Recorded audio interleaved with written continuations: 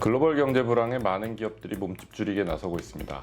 불확실성이 커지면서 인력을 감축하고 사업을 구조조정하는 등 생존을 위한 몸부림을 치고 있습니다. 세계 최대 유니콘 기업인 중국의 바이트댄스 역시 마찬가지입니다. 쇼폼 동영상 플랫폼인 틱톡의 모회사 바이트댄스는 최근 게임 사업 부문 구조조정에 나섰습니다. 바이트댄스 산하 게임 사업부인 누버스가 사업 축소 수순에 들어갔다고 알려졌습니다. 바이트댄스는 개발 중이던 미출시 프로젝트를 전부 철수할 방침이며 직원 수백 명을 감원할 예정입니다. 이미 출시한 게임도 운영 보장을 조건으로 매각을 검토 중이라고 전해지고 있습니다. 바이트댄스는 특히 2021년 40억 달러에 인수한 게임 개발업체 문톤의 매각도 고려하고 있습니다. 사실상 게임 사업에서 바이트댄스가 손을 떼겠다는 수순입니다. 바이트댄스 대변인은 성장 분야에 집중하기 위한 점검 결과 게임 사업을 구조조정하기로 결정했다고 밝혔습니다.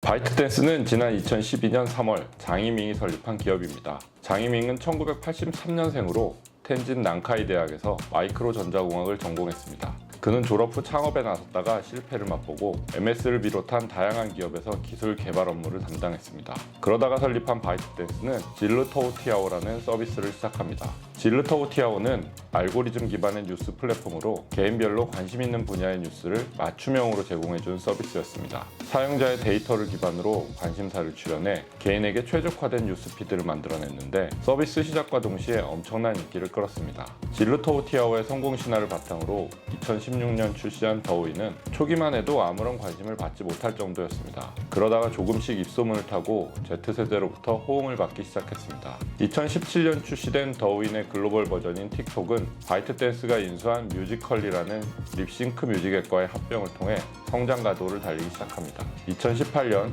전 세계로 서비스 지역을 확대한 틱톡은 10-20대에게 중독성 강한 쇼폼을 통해 평균 사용 시간이 유튜브를 넘어설 정도입니다. 바이트댄스는 여기에서 멈추지 않고 게임 사업을 신규 사업 분야로 삼아 투자를 늘려왔습니다. 게임 스튜디오와 독점 배급권 등을 사들이면서 업계에 돌풍을 일으켰습니다. 2019년 설립한 뉴버스는 워해머 4만, 로스트 크루세이드, 마블 스냅 등의 인기 게임을 서비스하는 퍼블리셔입니다. 최근에는 아틀란의 크리스탈 같은 신작을 출시하기도 했습니다. 문톤까지 인수하며 바이트댄스는 게임 사업을 6대 사업 부문의 하나로 핵심 자회사로 키우려고 했지만 결과는 신통치 않았습니다. 후발주자였던 바이트댄스는 기존 게임 강자였던 텐센트, 네디즈 등의 아성을 넘지 못했습니다. 전체 매출액 대비 게임 사업 부문의 매출 비중은 5%도 되지 않을 정도로 더딘 성장을 거듭했죠. 시기적으로 좋지 않았다는 평가도 있습니다. 중국 당국은 2021년 8월 강력한 게임 규제를 내려 18세 미만 청소년의 게임 사용 시간을 제한했습니다. 실명 인증까지 받도록 하면서 주 이용층인 청소년의 게임 접근이 막히면서 게임 업계의 실적은 곤두박질 쳤습니다.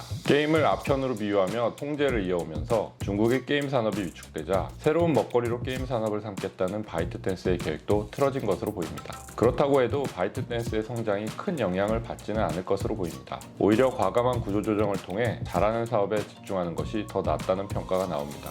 틱톡 서비스가 미국, 유럽연합, 캐나다, 일본, 인도 등 다양한 나라에서 중독성이 심하고 정보 유출 우려가 있다고 서비스에 영향을 받고 있습니다만 최근에는 라이브 스트리밍, 전자상거래 등이 접목돼 매출이 급성장하고 있습니다. 광고 수익도 빠르게 증가하면서 지난해에 전년 대비 매출액이 30% 증가한 800달러를 넘어섰을 정도입니다. 중국 최대 메신저인 위챗을 운영하는 텐센트와 비슷한 수준의 매출액입니다. 블룸버그는 이런 바이트댄스의 기업 가치를 2200억 달러로 평가할 정도입니다. 관심은 바이트댄스가 언제 상장하느냐인데요. 지난 2021년 홍콩과 미국에 상장하겠다는 계획을 세웠던 바이트댄스는 미국에선 정보 유출을 이유로 당분간 상장이 쉽지 않다는 전망입니다. 홍콩 상장도 시간이 필요해 보이는데요. 선택과 집중을 통해 성장 가도를 이어가려는 바이트댄스의 미래는 계속해서 주목해볼 필요는 있어 보입니다.